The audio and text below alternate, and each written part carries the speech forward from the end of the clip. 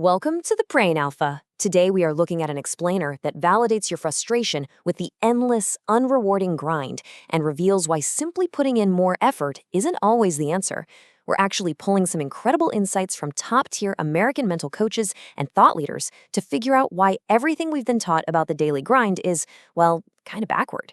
I mean, you're hustling, you're grinding, you're sacrificing your sleep, you're learning brand new skills every single day, right? But you still feel completely stuck in the exact same place. Does that sound familiar? Well, psychology actually tells us that your lack of progress isn't because you aren't trying hard enough. It's really because your mind is filled with these unseen mental blocks.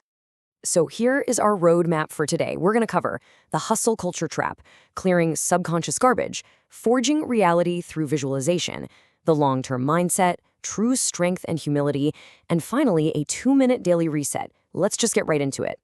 Section 1. The hustle culture trap. Okay, I want you to think of your subconscious mind like a giant wooden barrel. We call this the rotten apple effect. Basically, it doesn't matter how many crisp, fresh apples, your new skills and success strategies you toss into your brain, if the foundational mental trash is still sitting right there at the bottom, everything else just spoils. Those negative thoughts act literally like a contagion, overriding your new habits every single time. So true progress isn't really about constantly adding more to your plate. It's actually about aggressively subtracting. Section 2. Clearing subconscious garbage. 80%. Get this. Every single day, thousands of thoughts rush through your head, and a staggering 80% of them are inherently negative. 8 out of 10 thoughts are things like, "Ugh, I'm so tired," or "What if I completely fail?" And look, you aren't just naturally pessimistic. This is simply your brain's primal survival instinct trying to protect you from risk. But here's the catch. If you let that 80% occupy all your valuable mental real estate, you simply cannot succeed. So how do we actually clear it out? It's a 3-step process. Step 1, acknowledge the thought. Step 2, thank your survival instinct. Step 3, replace it. The absolute biggest mistake people make is trying to forcefully shove that negativity down. Don't do that. Instead, observe it like you're watching a live TV broadcast. Just say, okay, my brain is generating a fear of failure right now. Thank your brain for trying to keep you safe, and then deliberately wire in a positive perspective. Section 3, forging reality through visualization. To really maximize your visualization, you absolutely have to leverage the theta wave state. So theta waves create this highly receptive brain environment, which is actually very similar to the wide-open, sponge-like subconscious of a little child. As adults, we slip into these magical little windows just before falling asleep and right after waking up. During these specific moments, the critical logical walls of your brain are totally down, making it the absolute perfect time to plant the seeds for your future. The legendary American golfer Jack Nicklaus proved this perfectly. He mentally rehearsed every single swing with all his senses before he even physically moved his club. He would visualize the trajectory of the ball, the bounce on the grass, the final resting place, the whole shebang. He forced his brain to experience a successful reality before his body ever executed it, which left absolutely zero room for doubt. His mind had already hit the perfect shot. His body just had to follow through. Similarly, check out this powerful quote from boxing icon Muhammad Ali. He said, "I am the greatest. I said that even before I knew I was." Ali used these beautifully grounded, highly realistic affirmations. Notice he didn't start by claiming he had already won the heavyweight title when he hadn't yet. He affirmed his own internal greatness, which subtly sneaks past the brain's logical skepticism.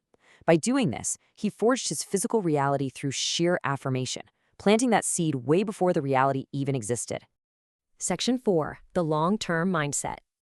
Okay, let's challenge the whole American hustle culture myth for a second, the idea that non-stop busyness automatically equals true productivity. Ask yourself this.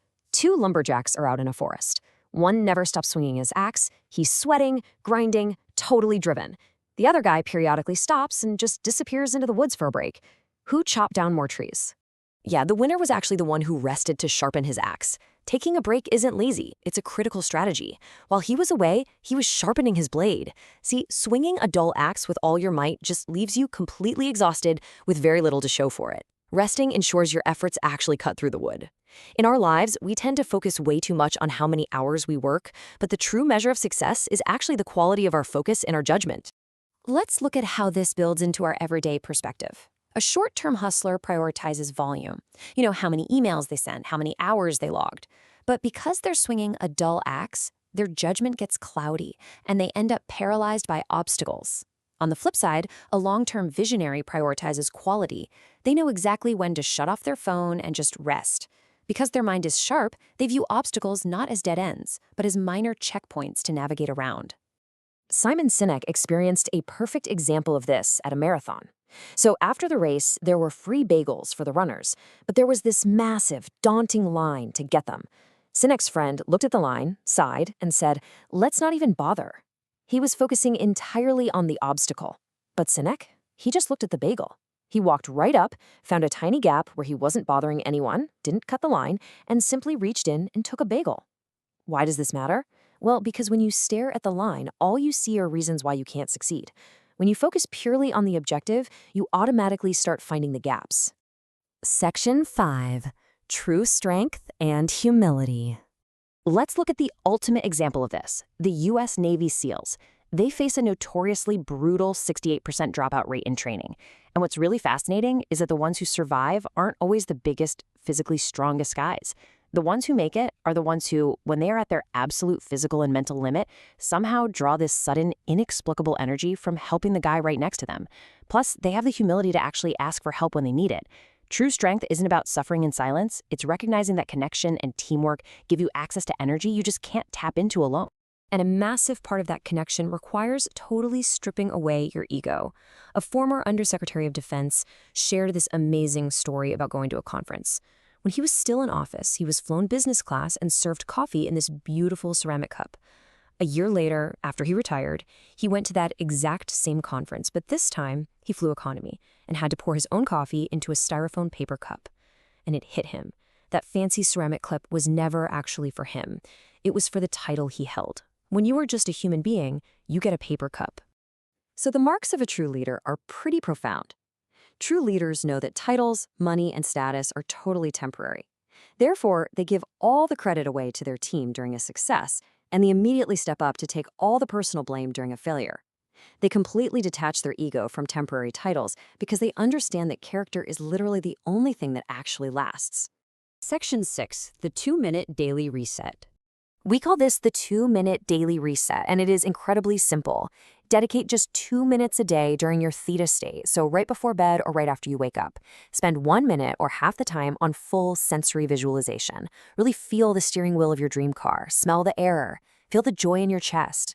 Then spend the other minute on realistic, grounded affirmations. Tell yourself, I am improving every single day. This targeted 2 minutes literally swaps out your mental garbage and programs your brain to automatically make your inner reality your outer reality. So I leave you with this final thought. Are you ready to empty the trash and let success actually in? Stop swinging a dull axe and take a moment to really reset your mind. Thank you for watching. If you enjoyed this, please subscribe to the channel, give us a thumbs up, and help us build the hype. See you in the next video. Bye-bye.